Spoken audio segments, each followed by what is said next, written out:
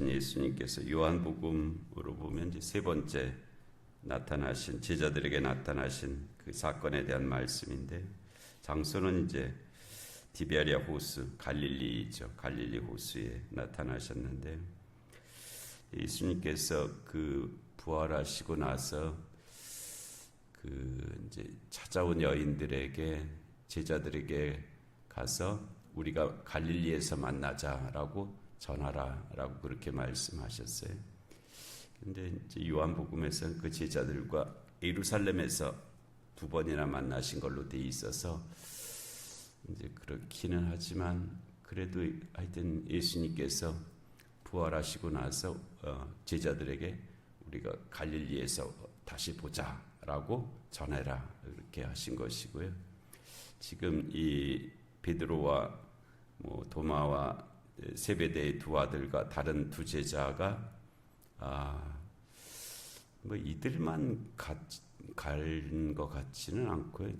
제자들이 다 갈 수밖에 없었을 겁니다. 왜냐하면 그 예수님의 부활 사건을 다룬 영화 라이즌이라고 하는 영화에 보면요, 거기서 예수님을 처형하고 나서 이제 그 예수님이 부활하신다라는 것을 기억한 사람이 누구예요? 부활하실 거라는 걸 기억한 사람.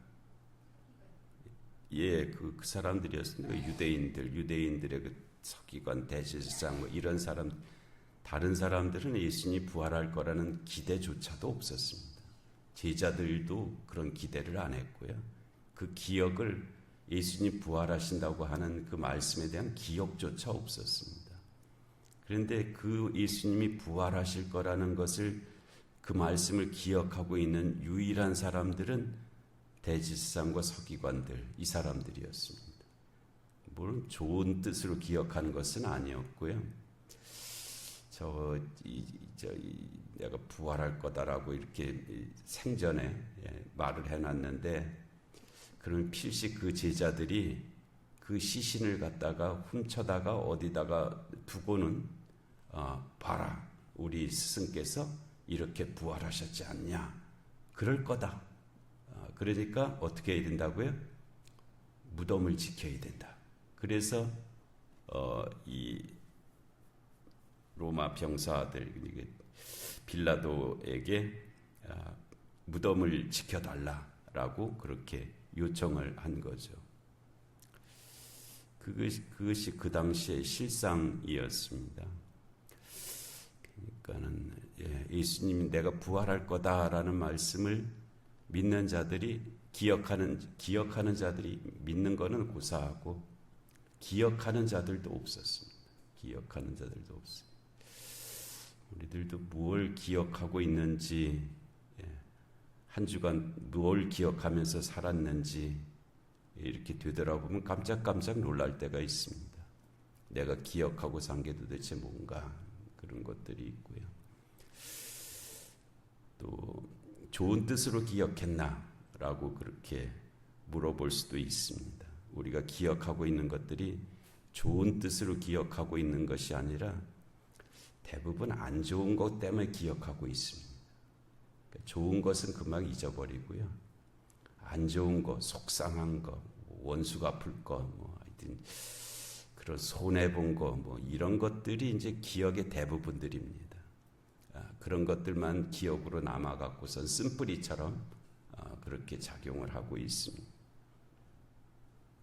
근데 이 제자들, 하여튼 예수님을 따랐던 군중들까지 포함해서 예수님께서 부활하실 것이라는 것을 기억하는 사람들은 없었고요.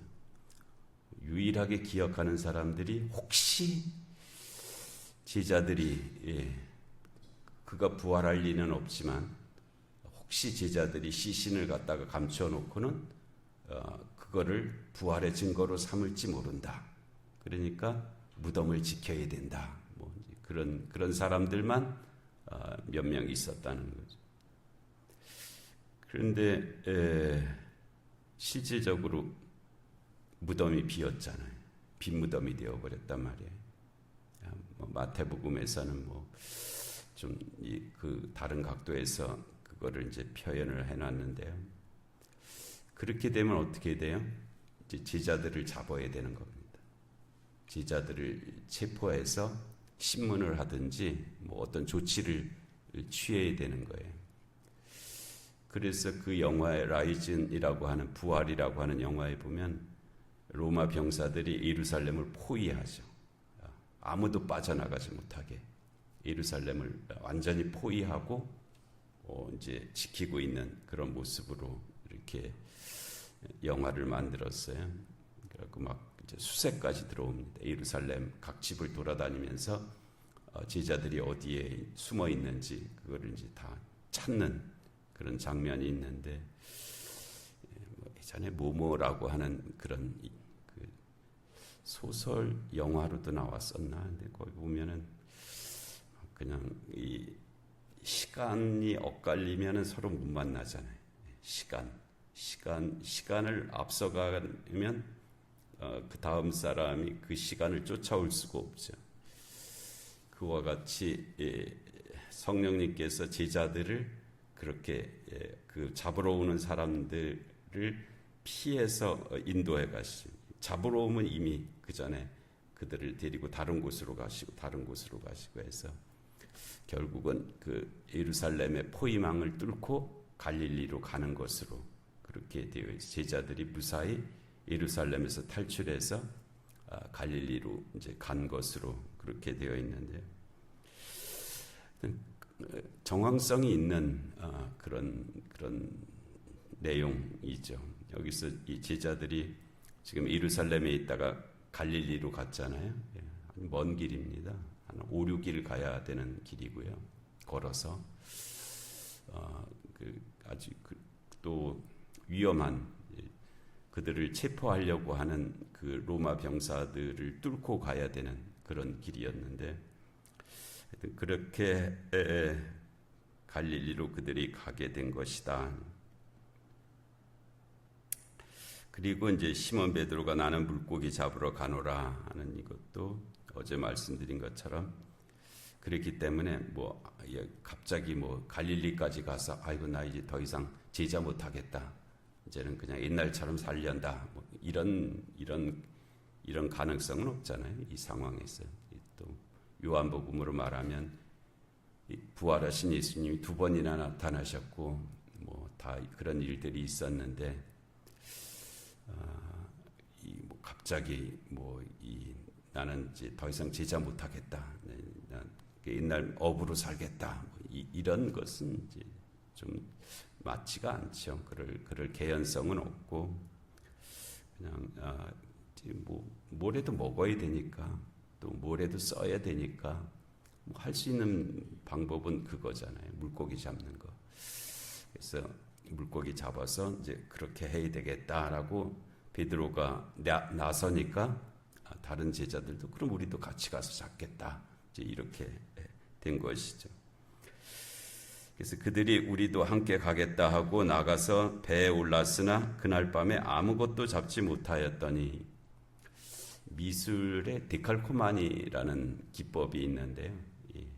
한쪽에다가 물감을 막 이렇게 만들어 놓고 그거를 종이를 반을 접어서 탁 접었다가 열으면 왼쪽과 오른쪽에 그 모양이 똑같은 모양이 나오잖아요. 좌우가 반전이 된 그런 표현인데요. 아주 거의 똑같은 것이 다른 쪽에 나타나는 그런 현상이죠. 그래서 우리들도 살다 보면 이게 며칠 전에 있었던 일인데 오늘 똑같은 일이 있네라는 그런 게 있어요. 내가 언제 어디서 겪은 일인데 이게 똑같이 나타나기도, 데자부라고도 하기도 하고요. 그 나타난 형태가 비슷하다 그래서 데칼코마니라고 그렇게 하기도 하는데, 분명히 이게 이전에 있었던 일인데 오늘 똑같이 재현되는 것과 같은 그런 게 있어요. 상당히 많이 그렇죠. 우리 삶이 상당히 많이 그런데 어느 순간에 그게 이제 느껴지는 하여튼 그렇게 감각되는 그런 상황.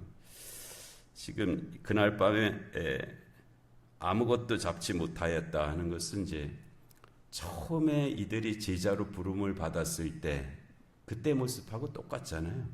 그때도 갈릴리 호수에서 밤새도록 그물질을 했는데 잡지 못하고 이제 새벽이 되어서 그물을 씻고 있었죠. 씻고 있었을 때 예수님께서 오셔서 베드로에게 배를 좀 빌려달라라고 말씀하셨고, 베드로가 그때 정말 좀 착했던 것 같아요.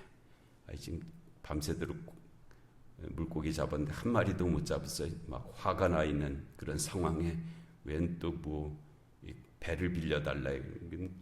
사람이 마음이 좋을 때는 남한테 너그럽지만 자기 일이 잘 안 되면은 다른 사람에게 친절을 베풀지를 못합니다. 근데 그 상황에서 베드로가 예수님께 배를 빌려 드렸단 말이에요. 예수님이 그 배를 타시고 그 호수 좀 들어가셔서 거기서 말씀하시고, 왜냐하면 그때 막 예수님이 치유 사건, 막 병 고치는 일이 많고 그러니까 사람들이 엄청 예수님을 그 아침서부터 새벽부터 따라왔거든요. 그 사람들에게 말씀을 전하시기 위해서는 예수님이 배에서 말씀하시고 갈릴리 호수 기슭에 사람들이 앉아서 거기서 이제 말씀을 듣는 그런 형태가, 그런 상황이 만들어진 거죠. 그리고 이제 말씀을 다 전하신 후에 베드로에게 또 말씀을 하시는데 깊은 데로 가서 그물을 던지라라고 그렇게 말씀을 하셨잖아요. 그때 베드로가 그때도 정말 대단히 공손하게 예수님께 대답을 합니다. 우리가 밤새도록 그물질을 하였지만 한 마리도 못 잡았는데 말씀에 의지하여 우리가 그물을 내리리이다. 이거 엄청난 말이에요. 이 갈릴리 호수에서 물고기 잡는 일에는 자기가 최고죠. 누구 말을 안 들어도 되는 사람입니다.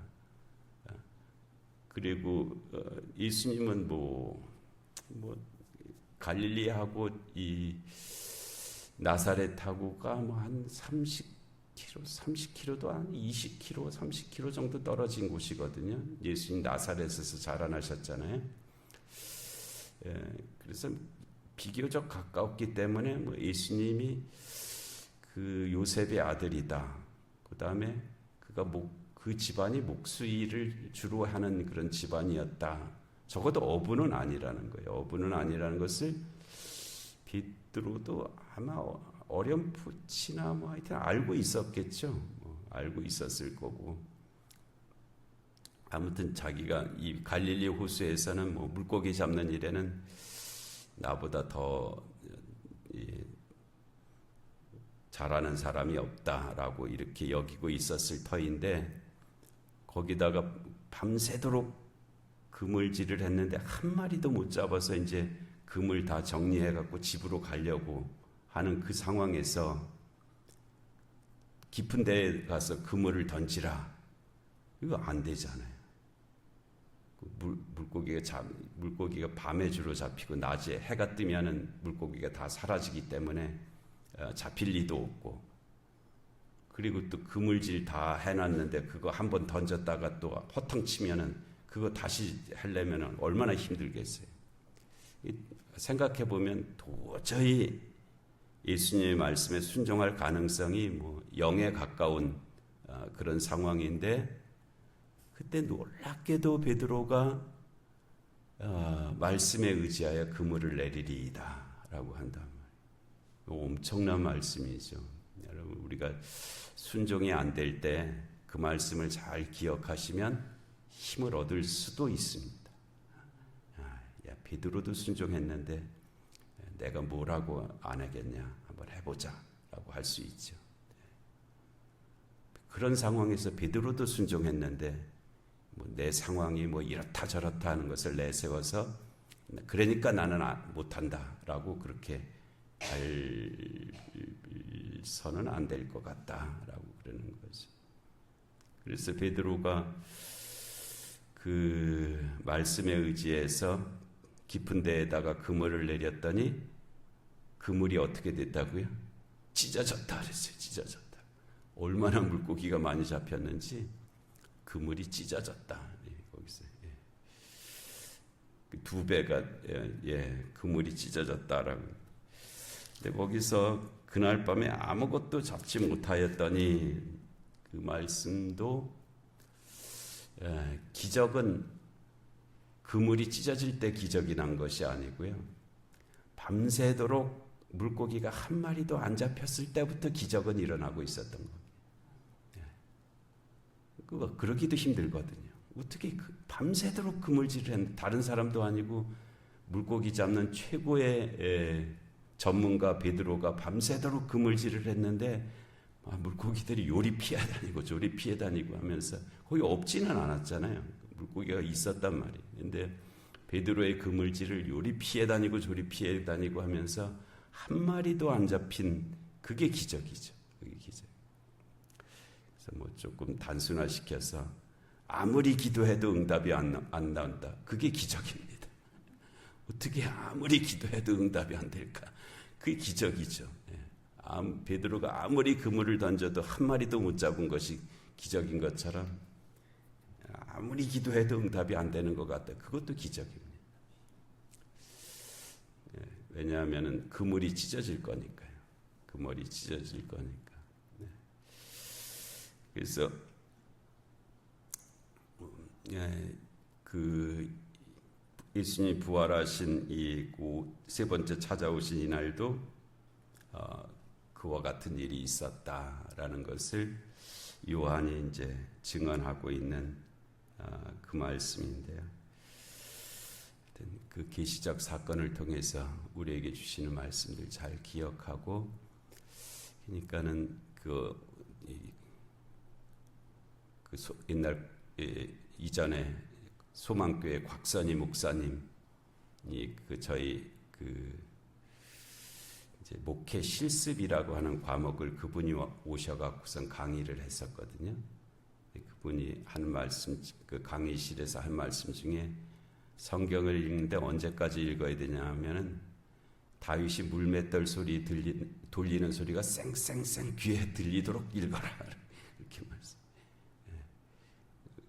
다윗이 물맷돌 돌리는 소리가 귀에 쌩쌩쌩 들릴 때까지 성경을 읽으면 그때서야 이제 보일 거다. 이제 그렇게 말씀을. 우리가 성경 말씀 안으로 들어가면 진짜 보이는 것들이 많죠. 진짜 보이는 것들이 많고, 그냥 멀리서 이렇게 바라보면 몇 개만 보이고 그렇게 되는데, 하여튼 말씀에 그와 같은 놀라운 은혜가 우리의 삶 가운데 함께 하실 줄로 믿습니다. 은혜로우신 하나님 아버지, 오늘도 귀한 새벽 저희에게 허락하여 주시고, 또 하나님 부활하신 주님께서 제자들에게 나타나신 그때의 일들을 다시 한번 들려주시니 하나님 감사합니다. 저희들도 그 장소에 있게 하여 주옵시고, 또 보게 하시고 듣게 하시고, 또 그 거룩한 뜻을 분별하고 또 순종하며 살아갈 수 있는 그런 삶들이 하나님 되게 하여 주시옵소서. 영육간의 공고한 하늘들을 긍휼히 여겨 주옵시고, 이 나라 이 민족 가운데 주님의 공의와 정의가 임하게 하여 주옵시고, 전쟁과 기근과 질병과 재난의 땅들 가운데 주의 긍휼하심이 함께하여 주시옵소서. 주일을 예비하는 날인데 저희 자신과 주변을 둘러보게 하시고, 또 모든 성도들이 내일 거룩한 주일에 참여할 수 있는 은총을 내리워 주시옵소서. 이 새벽의 기도 가운데도 은혜의 은혜를 더하여 주시기를 간절히 비옵고 예수님의 이름으로 기도하옵나이다. 아멘.